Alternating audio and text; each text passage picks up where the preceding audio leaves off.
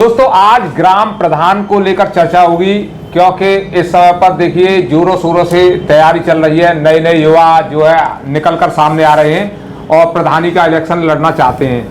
तो आज चर्चा होगी कि किस तरह से हमें एक अच्छा ग्राम प्रधान चुनना चाहिए और ग्राम प्रधान में क्या खासियत होना चाहिए, और सबसे बड़ी बात ये है कि आखिरकार ग्राम पंचायत जो काम करती है वो कैसे करती है और ग्राम पंचायत जो होती है वो क्या होती है।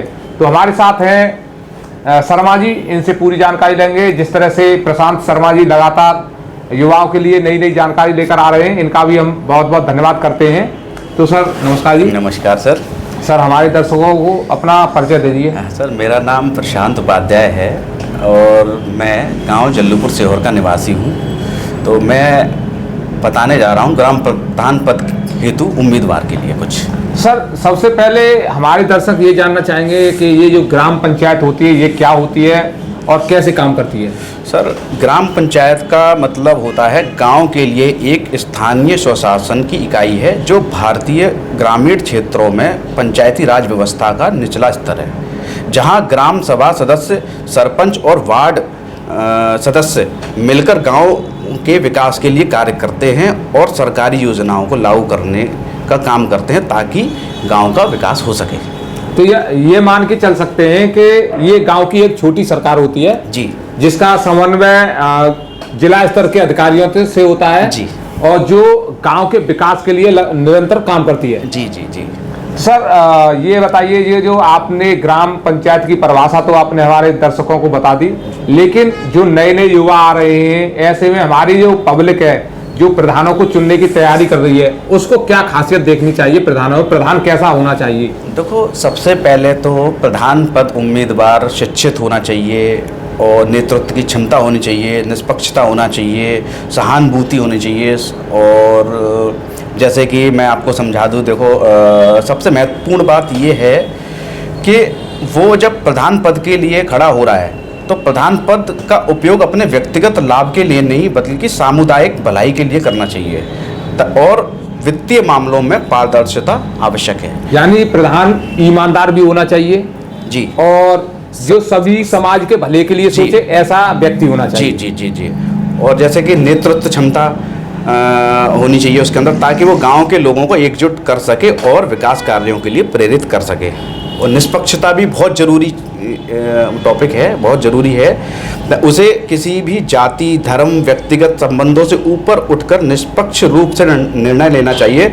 सभी ग्रामीण के साथ समान व्यवहार करना चाहिए और संवाद शैली भी बहुत अच्छी होनी चाहिए, ताकि भाषा शैली भी अच्छी होनी चाहिए उसकी। कहने का मतलब ये है ताकि अगर सर मैं रोकना चाहूंगा, जैसा कि अगर भाषा शैली सही होगी तो वो कनेक्ट अच्छा कर पाएगा। जी जी जी जी। पब्लिक की बात समझ में आएगी, उधर अधिकारियों से बातचीत होगी तो वो उनकी भी समझ में आएगी। जी जी जी जी बिल्कुल बिल्कुल।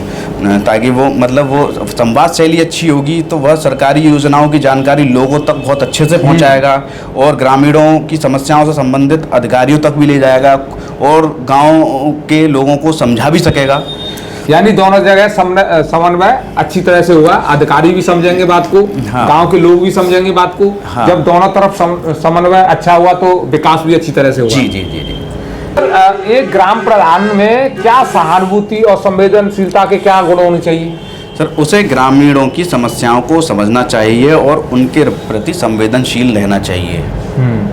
अगर कोई ग्राम प्रधान है, पब्लिक ने चुन दिया गांव के लोगों ने, और वो गांव में ही नहीं रह रहा है, तो वो क्या संवेदनशील होगा, क्या सहानुभूति रखेगा लोगों के प्रति। देखिए ग्राम प्रधान कहीं भी रहे लेकिन समय के अनुकूल अपने गांव के लोगों की समस्याएं सुने, समझे और हो सके तो अपने स्तर पे ही गांव के मामलों को खत्म करें, जिससे गांव के लोगों का विकास भी हो और विकास भी हो। सामाजिक स्तर पर जो कार्य, जो लड़ाई, जो भी समस्याएं हैं वो सामाजिक स्तर पर ख़त्म हो जाती हैं तो वो गांव बहुत और वो परिवार वो मतलब हर तरीके से विकास की ओर हो जाता है।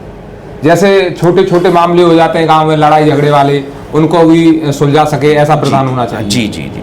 तो सर ग्राम प्रधान जैसे इस समय पर बहुत सारे युवा निकल कर आ रहे हैं जी, युवाओं के लिए क्या कहना चाहोगे, युवा क्या कर सकते हैं। युवाओं के लिए जैसा कि मैंने आप सबको बताया कि ईमानदार होना चाहिए, नेतृत्व की क्षमता होनी चाहिए, निष्पक्षता होनी चाहिए और सहानुभूति होनी चाहिए और आपका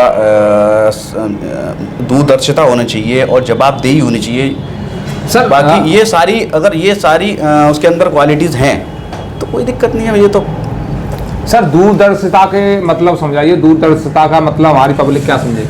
उसे गांव के भविष्य के बारे में सोचना चाहिए। जो भी उम्मीदवार है उसे गांव के भविष्य के बारे में सोचना चाहिए और दीर्घकाल विकास योजनाएं बनानी चाहिए, जैसे शिक्षा, स्वास्थ्य, स्वच्छता और बुनियादी ढांचे के लिए कार्य करना चाहिए। जब गांव में विकास होगा यानी स्वास्थ्य की सेवाएं अच्छी होंगी, शिक्षा की सेवाएं अच्छी होंगी और बुनियादी ढांचा भी अच्छा हुआ, जैसे नाली खड़ंजे ये सब अच्छे होंगे, तो गांव में एक खुशहाली का माहौल होगा। बिल्कुल, विकास अच्छा लगेगा, स्वच्छ लगेगा, बीमारियां कम होंगी।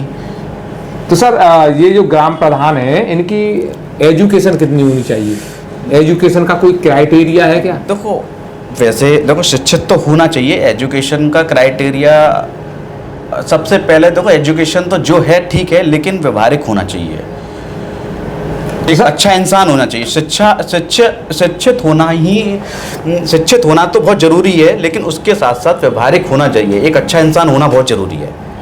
सर जैसा कि हमारे कानून में तो कहीं नहीं लिखा है कि ग्राम प्रधान को शिक्षित होना चाहिए, लेकिन शिक्षित होने के कुछ फायदे भी हो सकते हैं, शिक्षित जैसा कि आप बता रहे थे। देखो, जरूरी नहीं है शिक्षित आदमी है अच्छा ही आदमी हो।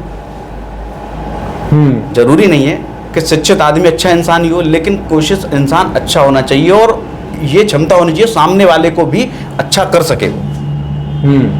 यानी ग्राम प्रधान अगर शिक्षित भी नहीं है, लेकिन उसको बहुत सारे मामलों की जानकारी होनी चाहिए। हाँ, जैसे कि नई नई योजना कौन सी आ रही है, नई नई योजनाओं के बारे में पता होना चाहिए, कानून की सारी व्यवस्थाएं पता होना चाहिए उसे, प्रक्रिया कैसे क्या है, सारी कैसे प्रक्रिया की जाती है, हर चीज़ की जानकारियाँ होनी चाहिए उसे। बहुत सारे पढ़े लिखे लोग हैं जो प्रधान बन जाते हैं, लेकिन उनको यही तरीका नहीं मालूम है कि हम डीएमओ ऑफिस में जा रहे हैं तो किस तरह से बातचीत करनी है। और सबसे बड़ी बात मैं एक चीज़ बता दूं, ग्राम प्रधान के लिए, ग्राम प्रधान जो भी कार्य कर रहा है, अगर उसके लिए जनता अगर प्रधान से कोई भी सवाल कर रही है, उसके लिए जवाबदेही होना चाहिए। उल्टा बात नहीं करना चाहिए कि प्रधान बन गए तो फिर उनका वो शहंशाह हो जाते हैं एक तरीके से, वो नहीं होना चाहिए। जवाबदेही होना चाहिए और बहुत सहानुभूति तरीके से, बहुत अच्छे तरीके से जवाब देना है कि हमने ये वो कोई भी ग्रामीण कोई भी हिसाब पूछ सकता है प्रधान से। तो देखिए, जो भी इस समय पर ग्राम प्रधानी का चुनाव लड़ने के लिए प्रत्याशी तैयारी कर रहे हैं, उनके लिए भी हम मैसेज देना चाहेंगे कि भाई आप अगर तैयारी कर रहे हो तो आप अपने आप को इस बात के लिए तैयार कर लीजिए कि अगर आप ग्राम प्रधान बन जाते हो तो गांव की जो जनता है उसके मुद्दों पर काम करें, गांव में विकास करें, गांव में स्वास्थ्य की सेवा अच्छी हो, गांव में शिक्षा की सेवा अच्छी हो, गांव में जो गरीब लोग हैं उन तक आपकी पहुंच हो।